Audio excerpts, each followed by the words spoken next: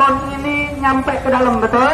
Betul, betul, betul. Kecuali di dalam nutup kupingnya pakai kapas. Nah, atau jangan-jangan hatinya udah buta, kupingnya ketutup, betul. Tapi mudah-mudahan namanya Kemenak, Kementerian Agama, betul. Insya Allah isinya orang-orang yang beragama, betul. Insya Allah isinya orang-orang yang baik, betul. Insya Allah ngedengar daripada aspirasi umat yang datang hari ini, betul. Sekali lagi saya mau tanya, kira-kira mau diwakilin atau keluar? Keluar. Kira-kira Kemenaknya mewakilkan atau keluar? Kemenak keluar. Mau dengar langsung atau diwakilin? Dengar langsung. Langsung atau wakilin? Dengar langsung. Makanya kita dengar, mudah-mudahan tim delegasi tidak terlalu lama, kemudian tim dari Kemenak bisa menjelaskan dengan singkat padat. Saya mau tanya, tahu-tahu ketua Kemenak datang keluar mengatakan kami Kemenak akan memutus bantuan miliaran ke Zaitun. Senang nggak? Senang atau tidak? Senang atau tidak? Saya mau tanya, berita Zaitun dibantu miliaran ada atau tidak? Ada atau tidak? Panji yang ngomong sendiri, betul? Betul. Berarti Kemenak punya jasa atau tidak? Punya atau tidak? Punya. Berarti kita datang demo hari ini Kemenak pas atau tidak? Wajar atau tidak? Alhamdulillah. Makanya kita minta maaf kepada warga kalau ini macet karena ini gara-gara Kemenaknya kasih bantuan ke Zaitun. Betul? Betul. Betul. Sekali lagi, siap bertahan? Siap. Siap ikut komando? Siap. Takbir. Allahu Akbar. Untuk selanjutnya kita dengarkan daripada kesaksian dari wali santri Zaitun. Ya, wali santrinya nih. Ya, ini anaknya masuk Zaitun, akhirnya keluar sekarang. Kok bisa keluar? Berarti sesat, betul. Berarti sesat, betul. Kalau orang tua yang benar, pondok pesantren benar, nggak mungkin dikeluarin, betul. Berarti kalau ngeluarin anaknya sesat gak? Sesat gak? Sesat gak? Panji jeblok, Panji jeblok, betul, betul. Kalau nggak juga dibubarin, kita yang bubarin. Panjinya kita bubarin dari Indonesia, betul. Kita buang kemana aja dia? Betul, betul. Setuju. Ayo kita dengarkan wali santri daripada santri Zaitun, yaitu Ibu Leni. Ya, ex wali santri, mohon maaf ya. Berarti bukan wali santri lagi, tapi ex wali santri. Kepada Ibu Leni, waktu dan tempat kami persilakan. Terima kasih. Assalamualaikum warahmatullahi wabarakatuh. Bismillahirrahmanirrahim. Allah la haula wala quwwata illa billah. Asyhadu an la ilaha illallah wa asyhadu anna Muhammadar Rasulullah. Saya berdiri di sini bersaksi sebagai wali santri, ex wali santri yang sudah menarik dua anak saya dari sana. Yang pertama itu sempat 3 semester, yang kedua hanya 1 semester saja. Di sana akhirnya saya menemukan banyak kejanggalan, kezoliman kepada pegawai, kepada wali santri, dan juga kepada santri-santrinya.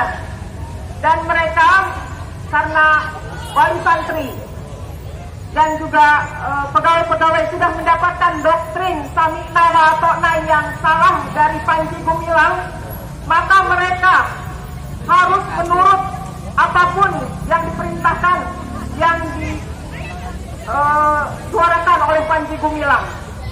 Mereka di sana tidak bisa berkutik, mereka di sana benar-benar terpenjara. Begitu juga santri-santri yang terpaksa mengikuti orang tuanya untuk bersekolah di sana.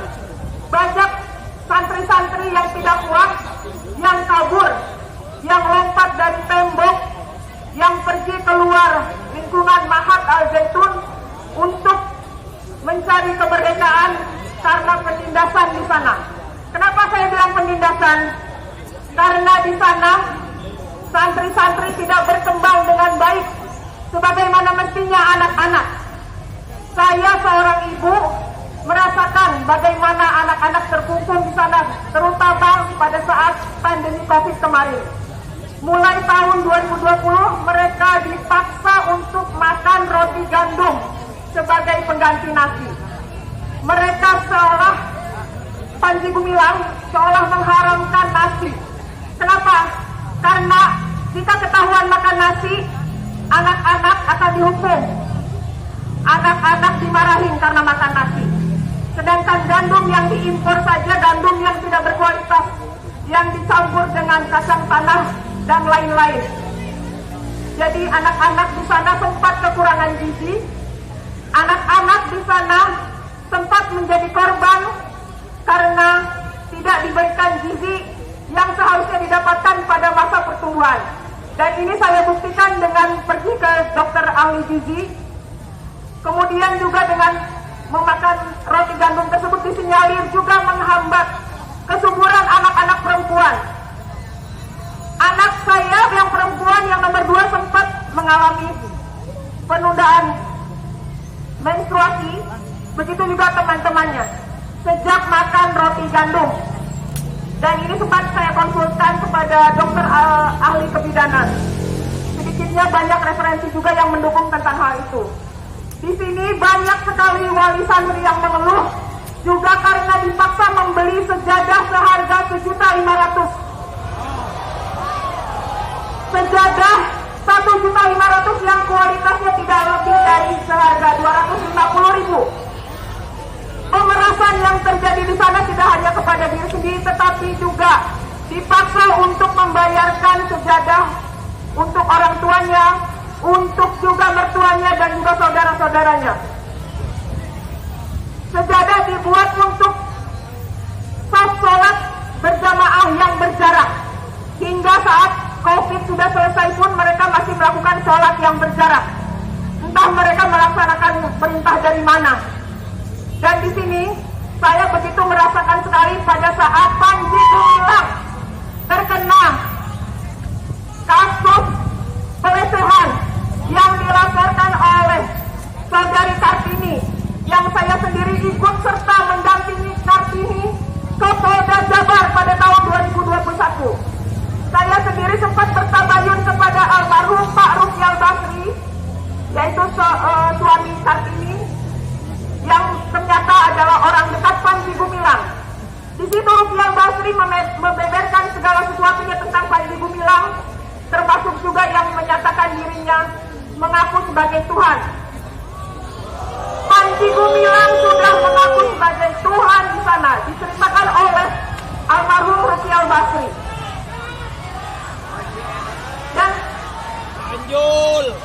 Dan setelah saya tabayun juga kepada almarhum Pak Rufial dan juga Kartini, saya juga mendapatkan bukti-bukti voice note Panji Gumilang bersama Kartini, juga satu video percakapan antara Panji Gumilang dan Kartini. Namun bukti-bukti tersebut saya heran ya, di Polda Jabar sudah cukup untuk menyeret Panji Gumilang ke ranah pidana. Ya. Saya heran, ada apa dengan Polda Jabar? Ya. Lalu, bukan hanya itu, juga program pengkoleksian uang yang dihimpun melalui yayasan-yayasan sosial di sekitar Jabodetabek hingga Jawa. Saya tahu persis ketika melihat profil dari WhatsApp grup orang tua wali santri memandang profil yayasan-yayasan sosial. Jadi harap berhati-hati kepada donasi yang disalurkan melalui yayasan-yayasan sosial yang ada di Jabodetabek dan sekitar Pulau Jawa, bahkan sudah juga ke Pulau Sumatera dan lain-lain, karena disinyalir semua dana yang masuk kepada yayasan sosial itu disalurkan untuk membayar target infak kepada Al-Zaitun, kepada Panji Gumilang, karena semua titah perintah itu adanya dari Panji Gumilang. Semua tidak berdaya.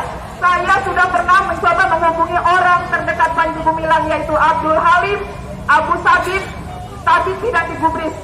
Program Jamas 300 juta, saudara-saudara. Makanya mereka gencar mencari dana lewat yayasan-yayasan sosial. 300 juta harus diselesaikan dalam kurun waktu 3 tahun. Sebelumnya adalah 20 juta. 20 juta tidak seberapa dibanding dengan 300 juta, sampai yang bekerja di yayasan-yayasan yayasan sosial hanya punya rumah dipetakan, tapi bisa sanggup mendanai 1 bulan 7 juta. Itu baru istrinya, suaminya juga 7 juta. Jadi saya juga menduga ada dugaan pencucian uang yang mengalir kepada Al Zaitun. Dan semua ini yang patut dipersalahkan adalah Panji Gumilang. Panji Gumilang sudah bukan Islam lagi menurut saya, karena mengajarkan hal-hal yang sesat dan mencontohkan hal-hal yang tidak baik, tidak benar diajarkan oleh agama yang semestinya diajarkan kepada pegawai-pegawainya, juga kepada santri-santrinya. Selamatkan juga aset-aset Al Zaitun. Jangan sampai jatuh kepada pihak yang tidak pro terhadap Islam. Aset di sana begitu besar untuk ketahanan pangan, pertanian, perkebunan dan peternakan juga harus direbut oleh umat Islam. Setelah misalnya Al Zaitun ini ditutup, jangan sampai aset-aset di sana jatuh kepada pihak-pihak yang tidak berkepentingan kepada Islam. Karena begitu banyak juga jenderal-jenderal yang menginginkan aset-aset tersebut jatuh kepada kelompoknya. Saya sudah banyak mendengar saksi-saksi bahwa ada juga setoran kepada jenderal-jenderal. Dan juga saya baru tahu belakangan dari Pak Imam Supriyanto, bekas petinggi Yayasan YPI, bahwa intelijen itu, bahwa adiknya Panji Gumilang itu memang terlibat dalam intelijen, yaitu yang biasa disebut dengan Agung Sidayu. Dan itu juga ikut menjadi otak untuk gerakan Panji Gumilang. Dan dalam hal ini, selamatkan umat, selamatkan pegawai-pegawai yang di sana tersandra, yang di sana tersiksa, terzolimi oleh tuntutan Sami'na wa Ata'na oleh Panji Gumilang. Selamatkan santri-santri yang tidak berdaya, yang sesungguhnya tidak ingin disekolahkan di sana. Silakan teliti bahwa sejak saya juga menarik anak-anak saya, banyak santri-santri yang pindah berguguran.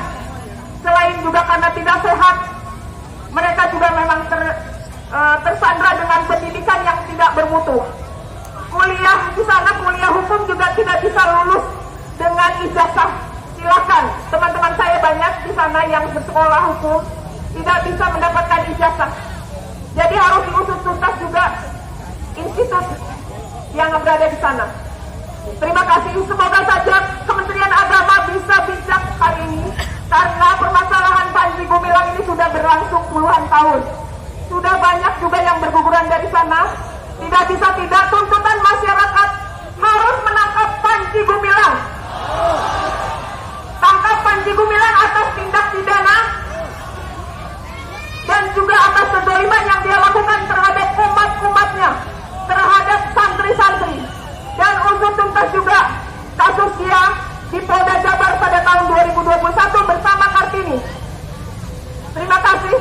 Semoga Menteri Agama Yakut Kolil Kaumas bisa bijaksana dan melaksanakan tuntutan rakyat. Assalamualaikum warahmatullahi wabarakatuh. Waalaikumsalam warahmatullahi wabarakatuh. Ini kira-kira polisi dengar nggak nih ya?